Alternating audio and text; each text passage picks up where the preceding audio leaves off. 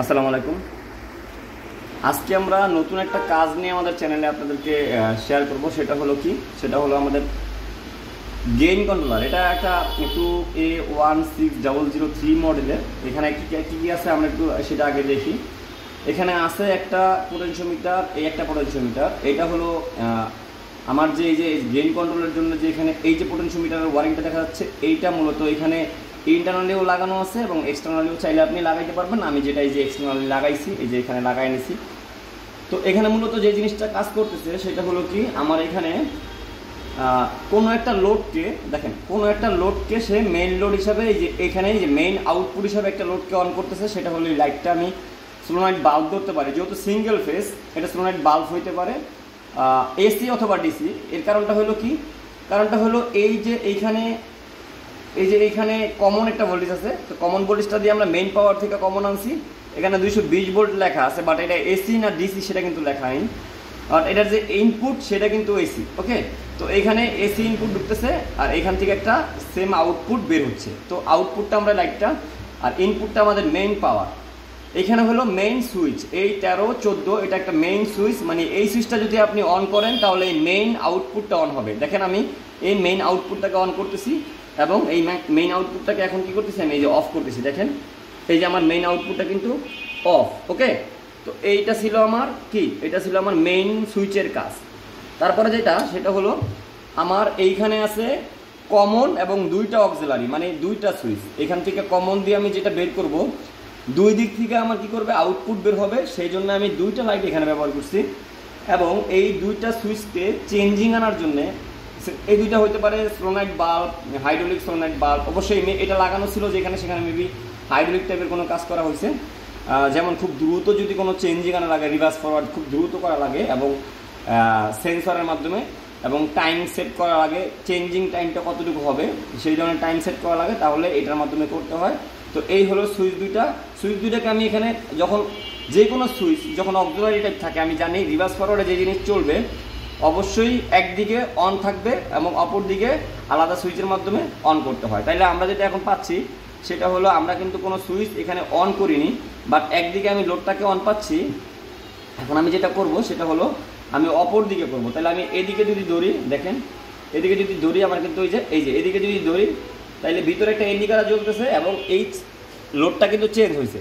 আবার যখন ছেড়ে দিচ্ছি তখন কিন্তু এই পাশেরটা অন হচ্ছে না, কারণ এটা ল্যাচিং সিস্টেম। যখন আমি এখানে আবার সেন্সরের দ্বারা এখানে সেন্স দিব, আমার কিন্তু এটা আবার অন হচ্ছে। তার মানে আমি যদি খুব দ্রুত করি তাহলে যেটা হবে সেটা দেখেন, আমরা এটা খুব দ্রুত যখন করব তখন মূলত এই সুইচটা চেঞ্জিং হতে থাকবে।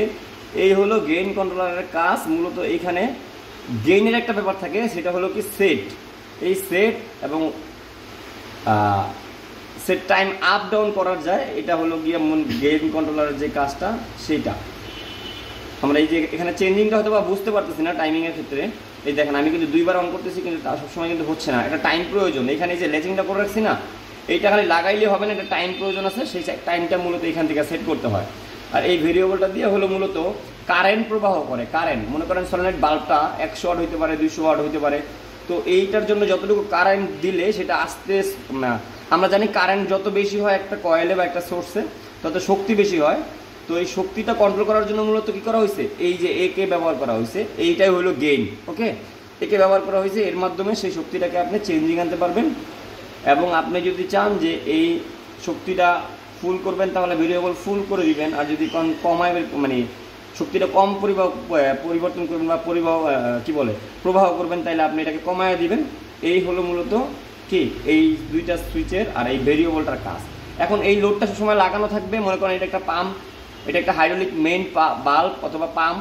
তো পাম্পের যে লাইনটা আছে সেই লাইনটাকে আমরা চেঞ্জিং আনবো। তো সেক্ষেত্রে এই দুইটা সুইচকে আমরা অন অফের মাধ্যমে কি করতে পারি, অন অন অন অন এর মাধ্যমে আমরা দেখা যাচ্ছে সলিড বাল্বের অফ অন দুই দিকে দুইটাকে কাজ করাইতে পারতেছি। ওকে, এই ছিল আমাদের এইটার কাজ। মোটামুটি আমরা রিপেয়ার করার পরে এটা বুঝিয়ে দিলাম। যারা নেক্সট এটা কাজ করবেন তারা এটা আসলে দেখে কাজ করবেন। এবং চাইলে আপনি এই যে মেইন সুইচটা যদি অফ করেন, দেখেন মেইন লাইনটা যদি আমরা অফ করে দিই তাহলে কিন্তু আমাদের মেইন বাল্বটা অফ থাকবে। এই যে আমরা মেইনটা অফ করে দিলাম। এখন যেটা হবে সেটা হলো আমাদের এই লাইট দুইটাই শুধুমাত্র চেঞ্জিং আসবে। দেখেন, ওকে, এই চেঞ্জিং আসতেছে। আর এইখানে যেটা করে সেটা হলো এই টাইমটা যে আছে, এই টাইমটা মূলত এই যে এখান থেকে বাড়ানো কমানো যায়। এটা যখনই লাগাবেন, এই যে এটা যখনই লাগাবেন তখন মূলত এই লাইটটা জ্বলবে। এই দেখেন এই যে এটা লাইটটা জ্বলছে, এই যে ঠিক আছে।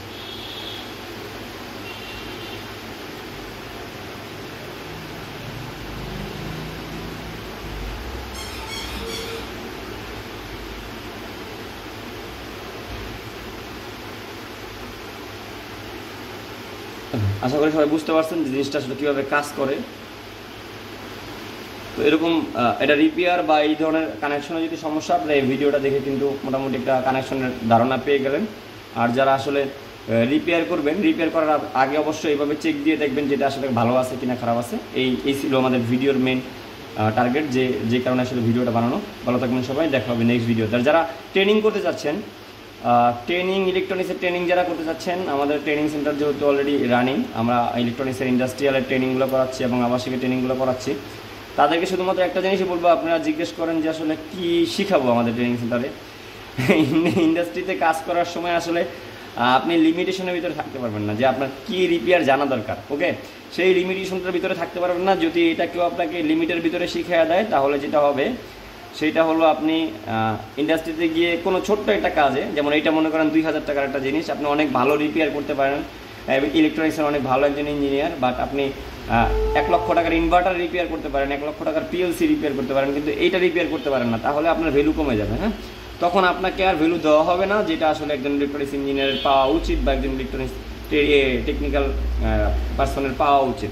সেটা আপনাকে করতে হইলে অবশ্যই, সেটা আপনাকে পেতে হইলে অবশ্যই কী করতে হবে, ইলেকট্রনিক্সের যে প্রপার কাজটা সেটা জানতে হবে, যার মাধ্যমে আপনি সব ধরনের পার্টসে কাজ করতে পারবেন, সব ধরনের ডিভাইসে কাজ করতে পারবেন। এইরকম ইলেকট্রনিক্সের কাজ যদি শিখতে চান, তাহলে অবশ্যই আমাদের সাথে যোগাযোগ করবেন। আমাদের এই ভিডিও বা চ্যানেলে বিভিন্ন জায়গায় নাম্বার দেওয়া আছে, বা অবশ্যই আমাদের গ্রুপের লিঙ্ক দেওয়া আছে, সেখান থেকে আপনারা ডিসক্রিপশন থেকে নিতে পারেন। সেসব জায়গাগুলোর থেকে নাম্বার নিয়ে আপনারা যোগাযোগ করবেন। ভালো থাকবেন সবাই, আল্লাহ হাফেজ।